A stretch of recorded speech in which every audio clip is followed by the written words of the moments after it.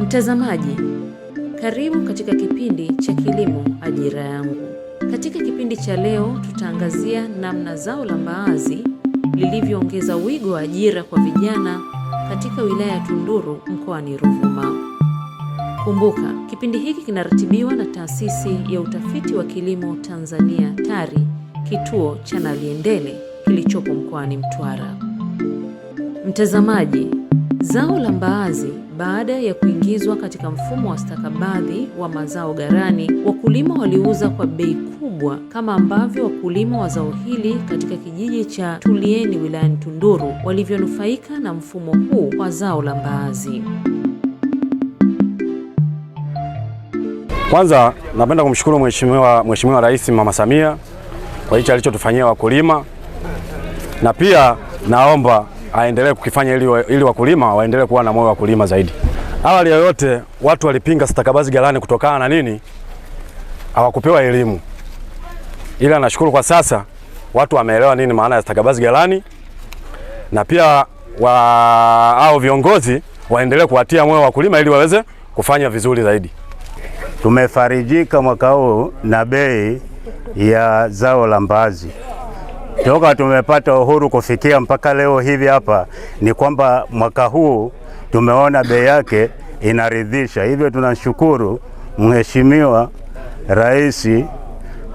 Mheshimiwa Rais Hassan Suluhu kwa kutuongeza bei ikawa nzuri namna hii, na hivyo naomba hali hii iwe inaendelea, sisi wakulima tuweze kunufaika. Kupinga kwetu kwa bei wananchi ilionyesha kwamba tunakuwa tunafumuka bila kupata bei yake ikawa ni dhaifu. Sasa kwa vile bei imeongezeka, kwa hiyo tunashukuru sana Mheshimiwa Samia Suluhu Hassan kwa kutuongeza kufikia kupata bei hii. Kwa hiyo tunakupongeza, na sisi tunashukuru, na tutaendelea kupanua mashamba kwa ajili tupanue mashamba na kuweza kupanda mazao yetu ya mbaazi kwa uhakika. Kweli taratibu za ununuzi wa mbaazi kwa hivi sasa bado tunashukuru Mheshimiwa Samia Suluhu kwa maana ya kutuletea kwa bei zake, na tunahitaji kwa bei hii iwe inaendelea tena. Lakini wakati huo bado hapo mwanzo tulikuwa tunakataa stakabadhi ghalani kwa sababu bei zake hazikuwa zinaeleweka, kwa sababu katikati wakulima tuliambiwa mbaazi mboga, alafu baadaye tukawa naye wale waliotuambia mbaazi mboga wakawa wanaingia tena wanasema tunahitaji mbaazi kununua. Tukasema sasa kwa nini tusiende kuuza kwenye nafasi zinazohusika? Na sana sana sisi wazee na ndio tunaoumia hasa kwenye taratibu za kilimo.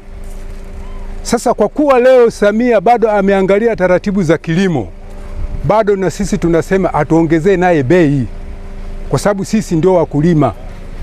Tunamshukuru sana, aendeshe vizuri. Alafu ukirudi nyuma, Kangomba sio kitu halisi, lakini sasa tunachohitaji, panapokuwa panafanyika na stakabadhi ghalani, lazima pawe na uharaka wa kulipwa bei. Huu bei za minada ni bei kubwa kuliko ya Kangomba, na hii inajitokeza kwa sababu ya mkulima anakuwa na matatizo, na ndio maana panafikia mkulima anauza Kangomba. Na hii ni kwa sababu gani?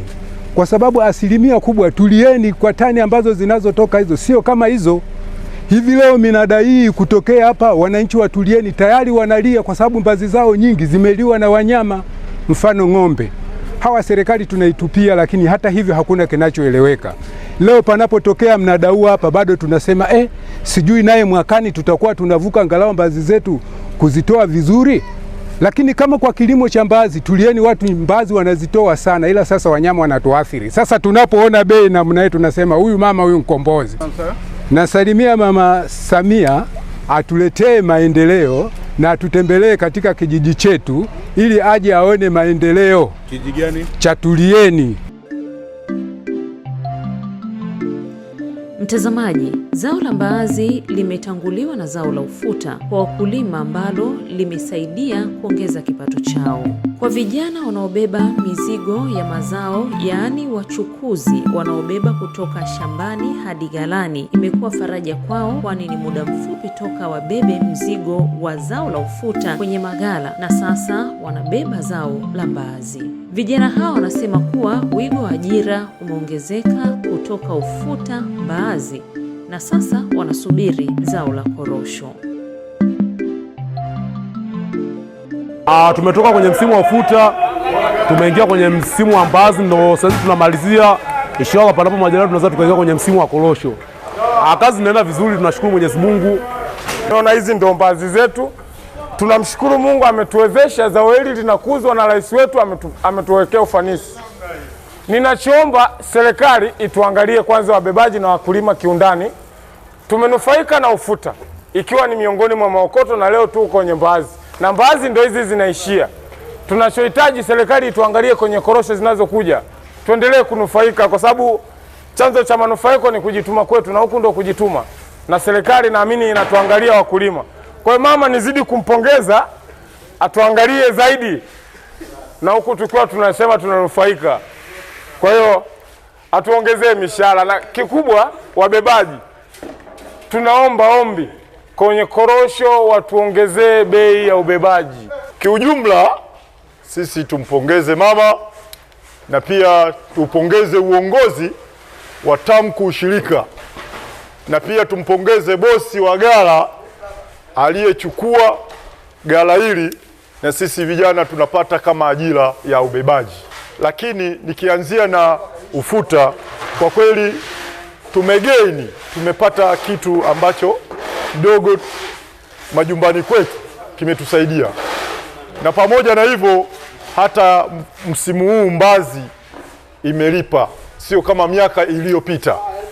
Miaka iliyopita mbaazi ilikuwa haina soko na ilikuwa na bei ya chini, lakini temu hii mbaazi mpaka juzi mnada wa mwisho imeonekana kwamba ni bei ya 1905. Tunampongeza sana mama kwa juhudi zake. Kwanza nizungumzie mafanikio kwenye ufuta. Ufuta mafanikio yalikuwepo. Kwanza kwa wakulima, bei iliongezeka kupita misimu yote mingine iliyopita huko nyuma. Manake pakifikia stage bei inaongezeka ya ufuta kuanzia kwenye shilingi 2000 mpaka 3000, na basi juu hapo kuna kipato kikubwa, ongezeko la kipato na maendeleo yanaongezeka. Kwa upande wetu si wabebaji, tuliona kwetu sisi kama ajira, maana tumepata ajira, si vijana huko nje hatuzuuri, tunapata ajira. Na kwenye msimu wa mbaazi pia hivyo bei imeongezeka. Tumeona maokoto yamezidi kuongezeka kwa upande wetu sisi ambaye tumejipatia ajira vijana. Mtazamaji, pamoja na faida hizo kwa vijana na wakulima, zao la mbaazi limewapatia fedha nyingi wakulima, kama anavyoeleza meneja mkuu wa chama kikuu cha ushirika wilaya ya Tunduru TAMCU Limited, Imani Kalembo. Chama chetu kinajishughulisha na kukusanya na kutafuta soko la mazao kama korosho, mbaazi na ufuta. Kwa msimu huu 23-24 tumeanza na kukusanya na kutafuta masoko ya zao la ufuta, na mpaka tunamaliza soko la ufuta tulikuwa tumekusanya tani 4,800 ambazo zimewapatia wakulima shilingi bilioni 17, na wastani wa bei kwa ufuta wote ambao umeuzwa msimu huu ni shilingi 3,618. Ukilinganisha na mwaka jana. Mwaka jana bei wastani ilikuwa chini ya kiwango hicho. Lakini baada ya kumaliza zoezi la ufuta tukaingia zoezi la mbaazi. Zoezi la mbaazi nalo tumelimaliza tarehe 27, ilikuwa tarehe ya mwisho ya mnada wa 5, na mbaazi ambazo tumezikusanya msimu huu ni jumla ya tani 5,000 ambazo zimewapatia wakulima shilingi bilioni 10. Wastani wa bei msimu huu ni shilingi 1,998. Ukilinganisha na mwaka jana bei wastani ilikuwa shilingi 868. Kwa hiyo kuna ongezeko kubwa.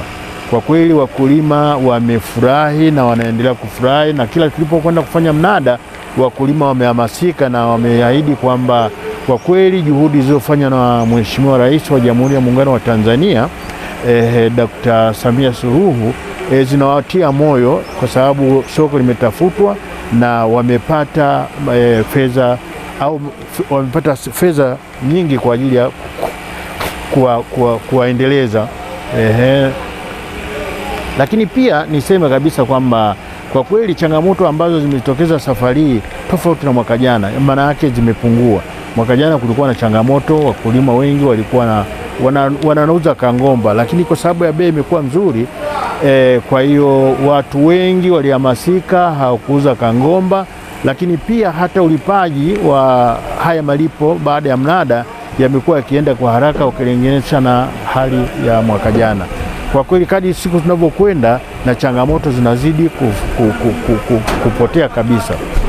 Lakini pamoja na hilo, kwanza tumshukuru Mheshimiwa mkuu wetu wa wilaya ya Tunduru, amekuwa mstari wa mbele katika kuhakikisha kabisa kwamba wakulima hawadhulumiwi, kwa sababu mtu wakati anapokwenda kununua mbaazi kwa kangomba, maana yake anawanyima haki, kwa sababu bei wanayotumia inakuwa ndogo, kwa sababu anaweza kununua kwa shilingi 1000. Sasa fikiria bei za wastani shilingi 1900, ina maana kwamba zaidi ya shilingi 1100 zote anachukua mtu wa kangomba. Niseme tu kwamba uchumi wa wakulima wa Tunduru unaimarika na utaongezeka, na hali hii ikiendelea, nadhani baada ya miaka 3 mbele, mtu akija wilaya ya Tunduru ataona kuna mabadiliko makubwa, kwa sababu kutokana na haya mazao ambayo yanakwenda kwa mfululizo, inamaanisha kwamba sasa hivi hakuna chama au kijiji chochote ambacho hakina usafiri.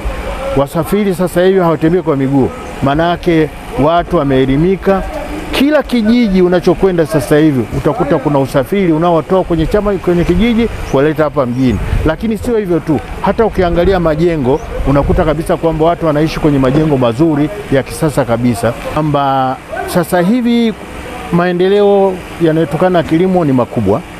Jitihada kubwa inayofanywa na rais, lakini pia bila kumsahau waziri wa kilimo Mheshimiwa Bashe amekuwa akihamasisha sana wakulima ulime kilimo cha kibiashara. Kwa hiyo ina maana kwamba katika mazao ambayo tunayo sasa hivi ya kimkakati, nadhani kutokana na juhudi za serikali mazao haya yataongezeka na wakulima nadhani wataongeza mazao. Nadhani mazao yote ambayo yatakuwa yanaingia kwenye mfumo wa stakabadhi ghalani watakuwa na uwito au mwitikio wa hali ya juu.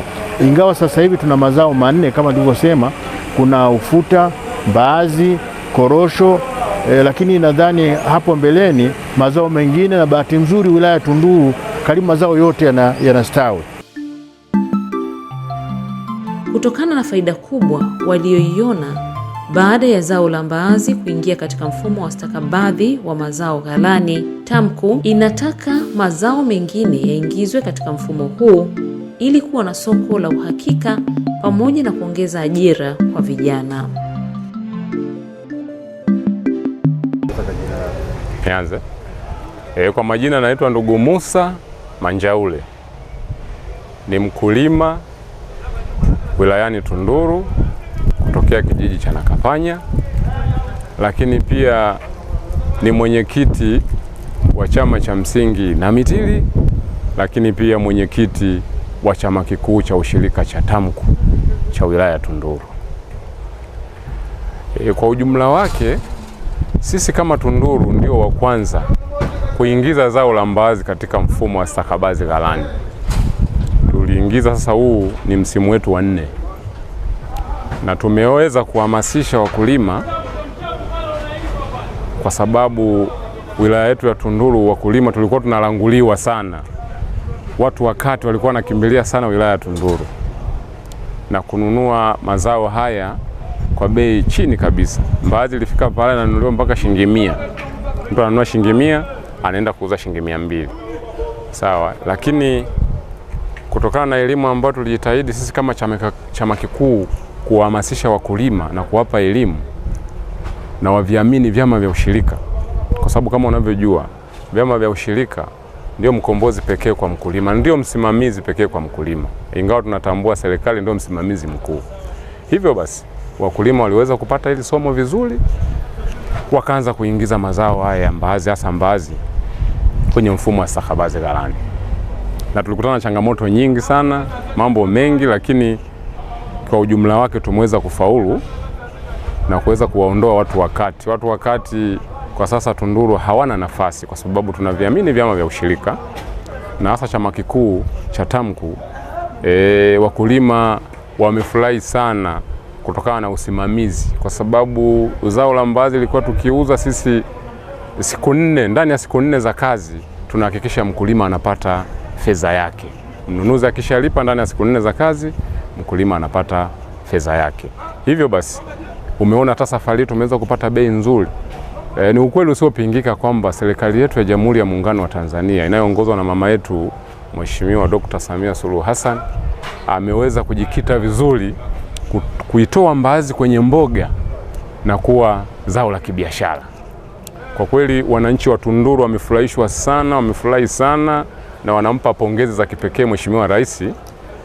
Na mimi kama kiongozi wao wa wakulima, hata nilipokuwa naenda kwenye minada walikuwa wananipa hizi salamu kwamba mwambie Mheshimiwa Rais, sisi watu wa Tunduru tunamshukuru sana, cha kumpa hatuna isipokuwa tunamwombea dua kwa Mwenyezi Mungu, sababu wana matumaini makubwa kwamba msimu ujao utazidi kuwa na tija zaidi. Na nikuhakikishie tu kwamba wakulima wa Tunduru wamejipanga kutanua mashamba ili msimu ujao ufuta, mbaazi, lakini pia tunalima pia karanga.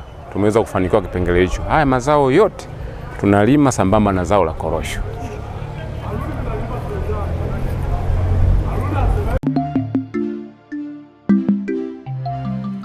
Mikakati ya serikali ni kukuza sekta ya kilimo nchini, ambapo kupitia taasisi yake ya utafiti wa kilimo Tanzania TARI ni kuhakikisha kuwa wakulima wanakuwa na kilimo chenye tija.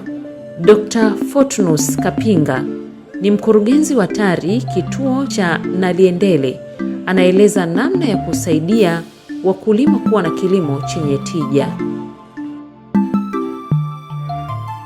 Sipendi mimi sana hatupendi sana zao la biashara, zao la chakula. Hiyo lugha ukiendelea sana kuongelea inasababisha watu wafikirie kwamba si chakula tu, yani chakula tu mwenyewe na familia yake. Sasa kusema zao hili ni la biashara au la chakula ni mkulima mwenyewe anavyoamua kulingana na soko lilivyokaa. Kwa mfano siku za nyuma walikuwa nafikiri mbaazi tu ni kula tu, ni mboga. Walikuwa ni mboga.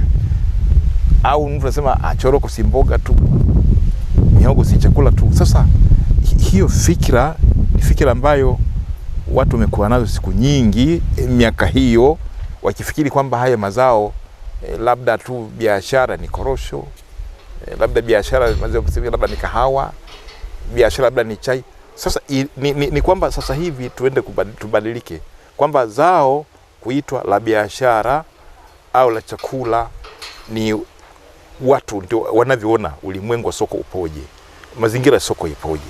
Kwa mfano nakumbuka miaka ya nyuma hapa ilikuwa Mtwara hii, miaka ya 90 ngapi huko nyuma nakumbuka, ilikuwa inakuja meli hapa zinanunua, zinapaki kule bandarini, wanasubiri makopa mihogo ile kaushwa.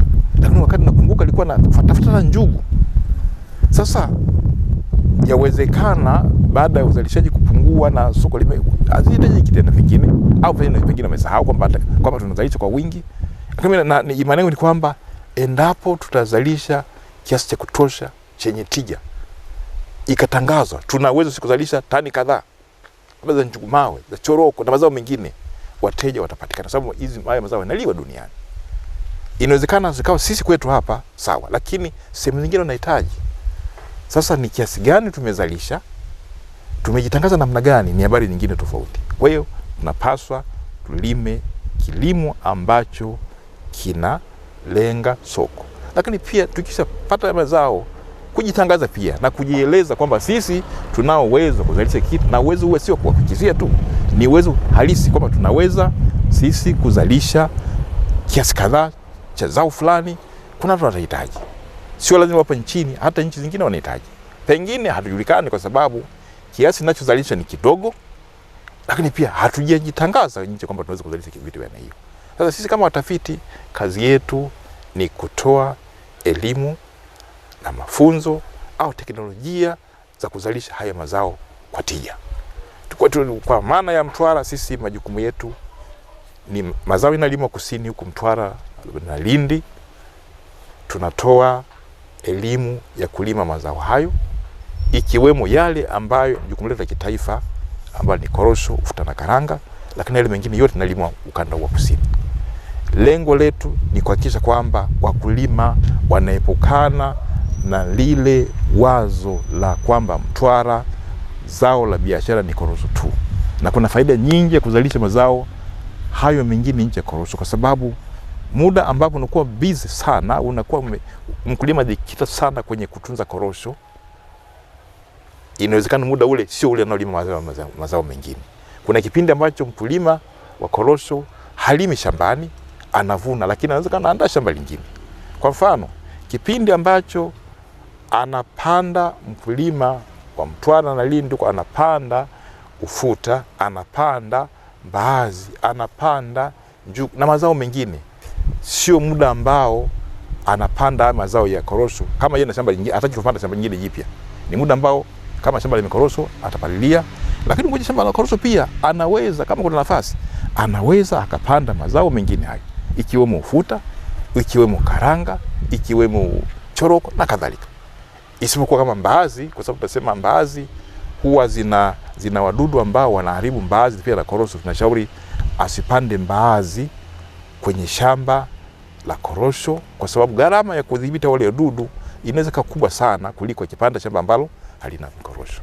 Japo wengine wanapanda, lakini sisi tukiangalia uchumi inawezekana ikawa ni gharama kubwa sana kudhibiti wale wadudu ambao wanaharibu mbaazi.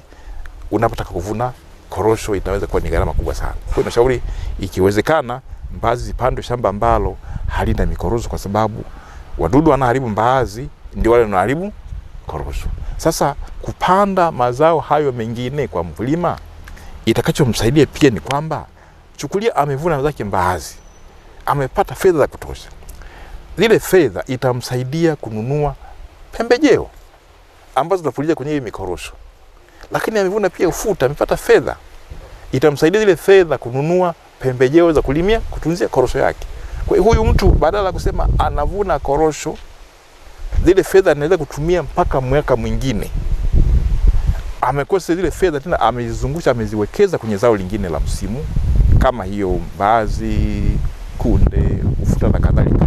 Ile kuna ule mzunguko wa fedha unakuwa ni endelevu.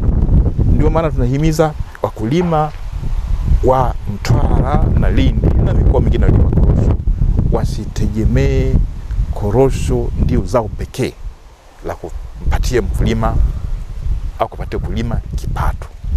Na faida nyingine ya kulima hayo mazao mengine, kama nilivyosema, kama unapoanzisha shamba jipya, mle ndani umepanda ufuta, umepanda labda choroko au kunde, inasaidia kwanza kutunza lile shamba la mikorosho ulianzisha jipya, kwa sababu unapalia hizi choroko, unapalia kunde, unapalia ufuta, ni kwa namna nyingine unapalia hii mikorosho yako. Lakini pia kipato utakachopata kwenye mazao ya msimu, ikiwemo ufuta, kunde, choroko na kadhalika, kinasaidia kupunguza gharama ulizotumia kuanzisha ile shamba jipya la mikorosho. Kwa hiyo mkulima kwa namna hiyo anakuwa amepata faida kubwa sana kuliko angepanda mikorosho peke yake. Lakini faida nyingine ni kwamba kwa sababu mle ndani imepanda mazao ambayo inabidi atembelee mara kwa mara, inampa motisha ya kwenda kukagua mikorosho yake, kuangalia shambani ikoje. Kwa mfano angepanda mikorosho peke yake, toka shambani kwake mpaka nyumbani kwake anakokaa, labda anaweza kilomita 5, 10, umbali wote uliokuwa nao pale. Itakuwa sio rahisi kwenda kila wiki pengine kwenda kuchungulia mikorosho yake imeendeleaje. Lakini amepanda mle ndani choroko, amepanda kunde, amepanda mazao gani, atapata motisha. Anapoenda kuangalia yale mazao akavune kama mboga wa nini, anapata pia fursa kuangalia mikorosho yake inaendelea vipi. Kwa hiyo kwa upande mwingine, huyu mkulima wa korosho ambaye ameanzisha shamba jipya akipanda mazao ya msimu, inamsaidia kabisa kutunza ile mikorosho yake, kwa sababu mara kwa mara atakuwa naenda kuangalia yale mazao ya msimu, labda kuchuma mboga au kuvuna mboga au na vitu vingine viko mle kama tunda lini. Haya, hizi mboga ziko mle.